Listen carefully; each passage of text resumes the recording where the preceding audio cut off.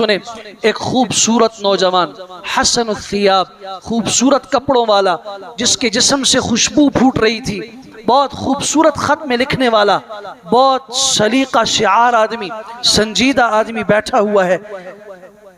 उसको इस्लाम की दावत दी गई। पूछा गया आप मुसलमान हैं? उसने कहा नहीं, मैं इसराइली हूँ, मैं यहूदी हूँ।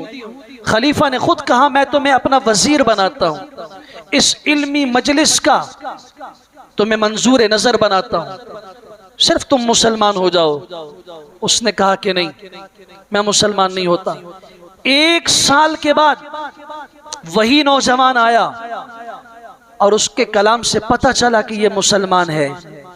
खलीफा ने पूछा आप वही नहीं हो? कहा मैं वही हूं जो 1 साल पहले आपने दावत दी थी। मैं मुसलमान नहीं हुआ था, लेकिन अब मेरे दिल की दुनिया बदल चुकी है, मैं मुसलमान हो चुका हूं। कैसे मुसलमान हुए?